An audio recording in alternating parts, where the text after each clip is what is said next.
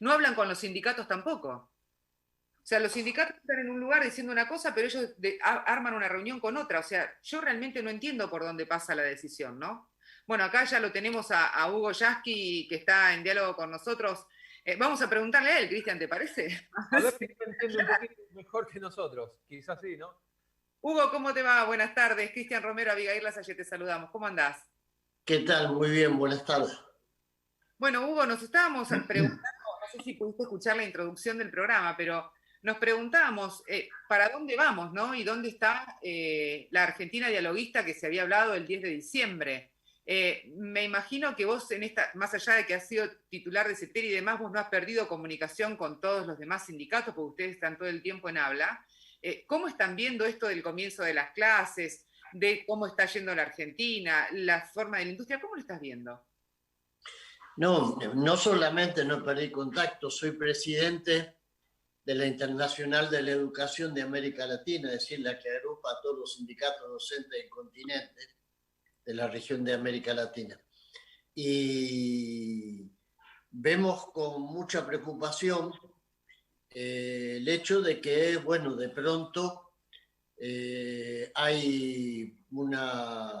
se instala un debate en el que los que tienen que opinar son los que saben de esto, que son los expertos en salud, la gente que maneja los datos y el conocimiento adecuado. Un ministro de Educación, en todo caso, es asesorado y recibe la información de quien está al frente de la lucha contra la pandemia.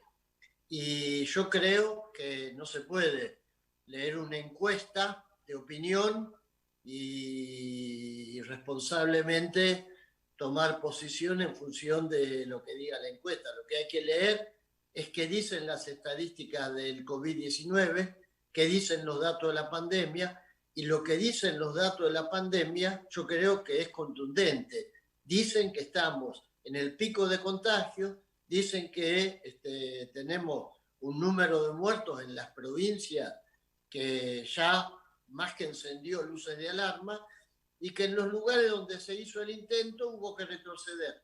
Entonces me parece la verdad que a un mes de cerrarse este ciclo lectivo, querer de pronto apurar el inicio de clases porque, no sé, porque me da rédito en tal o cual encuesta o con tal o cual sector, me parece absolutamente irresponsable.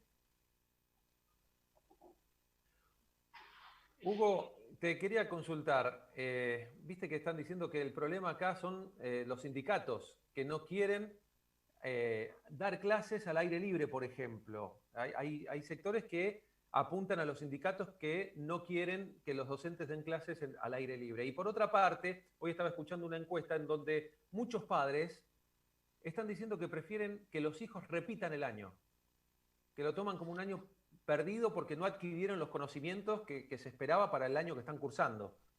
¿Qué opinas de esto? Sí, primero con respecto a los sindicatos, eso es absolutamente falso. Los sindicatos lo que están diciendo es que los que tienen que determinar si hay condiciones o no son los que están manejando los datos y las estrategias para tratar de reducir los contagios. De ninguna manera los sindicatos se van a atribuir la potestad de decir sí o no. Lo que está claro es que hay que ser responsable. Cuando uno habla de niños y de grupos de niños, no son adultos. O sea, el otro día Sonia preguntó algo en un programa un reportaje que hicieron, que me parece, Sonia es Sonia Leso, la secretaria general de CETERA, perdón. Sonia Lesos hizo esta pregunta en voz alta. ¿Por qué, si nos parece lógico que haya sesiones virtuales donde se trata de adultos que saben cumplir al pie de la letra una consigna que es el distanciamiento social, y aún así las sesiones son virtuales? ¿Por qué vamos a pretender agrupar a los chicos, niños, a los que no se les puede de alguna manera imponer la consigna del distanciamiento social, porque son niños, porque en algún momento la espontaneidad de los niños en el juego, en el contacto, se convierte en un factor peligroso. Y no es solamente lo que pase con los niños, es que esos niños son agentes transmisores del virus, como está demostrado. El principal agente transmisor del virus son los niños, eso lo dicen en todo el mundo. Entonces, estamos hablando de un material sensible. Los niños, las familias de los niños, los abuelos, la gente que está en contacto con ellos. Y yo creo que en este caso es peor el remedio que la enfermedad, es decir, querer apurar los tiempos o querer buscar alguien para poner el banquillo de los acusados, como se hace con los sindicatos, me parece,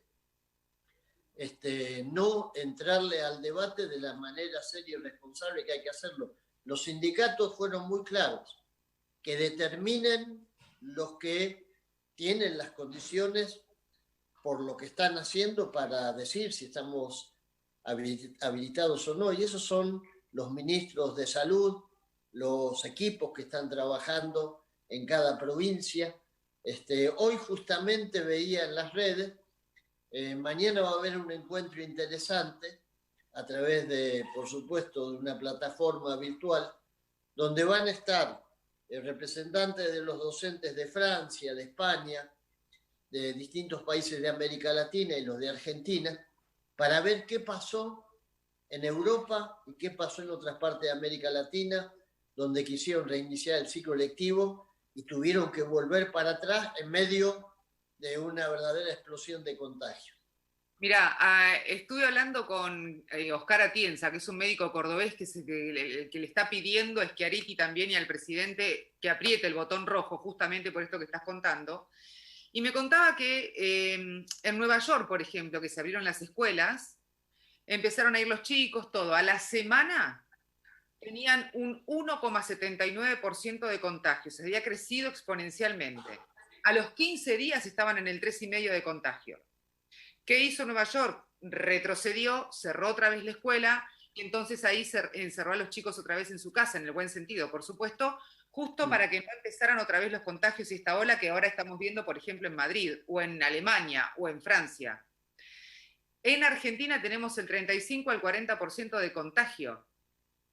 Fíjate, si Nueva York cerró con el 3, nosotros queremos abrir con el 35. Por eso no termino de entender para qué lado estamos yendo. Sí, yo creo que cometeríamos un error, pero un error enorme. Yo creo que no quisiera estar en la piel de quien tome la medida de reabrir el ciclo lectivo, porque yo sé que lamentablemente con este nivel de contagios es inevitable. Es decir, ayer mismo en Santa Fe sé del caso de gente que estuvo 5 horas en una ambulancia girando porque no encontraban un lugar donde pudieran habilitarlo, gente que ya con COVID, 5 horas en una ambulancia. Entonces no podemos ser irresponsables y decir, bueno, vamos a abrir las escuelas cuando además falta un mes o un mes y 10 días para el cierre del ciclo lectivo. La verdad que creo que si llegamos hasta ahora haciendo este esfuerzo, porque nos costó a todos, a los maestros que tuvieron que dar clase, a los padres que tuvieron que tener los chicos, a los chicos que tuvieron que estar en el hogar, ahora que ya estamos llegando al final y por ahí podemos empezar un ciclo lectivo en condiciones normales el año que viene, me parece una locura. Ahora, y hubo esto, perdón, Cris, que me meto para hacer la otra pregunta, pero, y esto que decía Cristian, porque también yo lo he escuchado, y sobre todo de muchos papás que dicen, la verdad que mi hijo no aprendió absolutamente nada, de lo que tendría que haber aprendido durante el año, no aprendió, por infinita cantidad de razones, sobre todo también aquellos que pasaron de jardín a primaria, los que pasaron de primaria a secundaria, año completamente perdido. ¿Cómo lo ves a eso? ¿Deberían haber repetido? No, yo pienso que me parece que la resolución que se tomó en el Consejo para la Educación está buena. Hacer hacer flexible y articulado el ciclo lectivo actual con el que viene, porque quizás en abril, en mayo, si podemos empezar las clases, bien sobre el inicio de marzo o finales de febrero, se pueda tener una promoción, una evaluación de conocimientos que realmente estén certificados y se pueda hacer una promoción haciendo una especie de integración del ciclo lectivo 20 y del 21. Me parece que esa solución es buena, se aplicó en la mayoría de los países y creo que no se va a forzar nada, ni la promoción automática ni lo contrario. Bien. A nivel económico, a nivel trabajo, ¿cómo se sale? ¿Cómo sale la Argentina de esta situación? Y yo creo que los datos son de una caída de la actividad económica enorme, ¿no? Hoy veía justo un informe de la CEPAL para América Latina que habla de una caída del Producto Bruto Interno que va a estar promedio arriba de los 10, 12 puntos. Es una caída enorme en toda América Latina. Argentina tiene 10.2 en ese informe previsto de caída, Brasil 9.5, Chile más o menos lo mismo que Brasil y que Argentina. Son datos que nos tienen que preocupar porque la única manera que tenemos de salir es con una fuerte reactivación de la industria, de la obra pública, con líneas de crédito blandas, accesibles para que las pymes puedan empezar a producir. Hay algunas señales positivas, por ejemplo, en la industria textil, el hecho de que cayeron las importaciones le brinda una ventana de oportunidad a muchas empresas que con el ingreso masivo de mercadería importada habían tenido que cerrar. Así que bueno, estamos ahí, creo que hay que aprovechar el impulso y reactivar muy fuerte los créditos para que las pymes puedan producir la obra pública. Creo que Argentina en ese sentido tiene a favor el hecho de que no es para muchos países va a ser la primera caída en picada. Para la Argentina no es la primera. Lamentablemente tuvimos otra y no había pandemia. Así que bueno, estamos un poco más preparados, por lo menos en términos de experiencia. Sí, tal cual, tal cual. Hugo, muchísimas gracias por estos minutos, te agradecemos la nota. Bueno, ojalá que la próxima vez que hablamos, además, la próxima vez que hablemos, estemos en otra posición, ¿no? Ojalá. Ojalá que sí. Gracias, buenas tardes. Qué amable, Hugo. Bueno, hablábamos con Hugo Yasky. Bueno, claro, Cris, me parece que en realidad lo que queríamos era justamente ver qué pasaba con la educación y qué pasaba con la Argentina. No estábamos tan lejos del análisis. No, tal cual. Bueno, y dijo algo importante, ¿no? De reactivar los créditos para la producción. De esta manera tratar de ayudar a las industrias. Así que... Y no solamente con créditos, decir que no teníamos más tiempo para la nota, pero no solamente con créditos, también lo que necesita muchos comerciantes es que le bajen, que les dejen de cobrar los servicios, por ejemplo. Hay comercios cerrados, hay hoteles cerrados que están pagando la misma cantidad de luz que el año pasado con cero consumo. Tal cual. Tal cual. Entonces, hay un aprovechamiento también de la pandemia por parte de algunos sectores del país que, además de ser lamentable, genera mucha pérdida para el comerciante. Sí,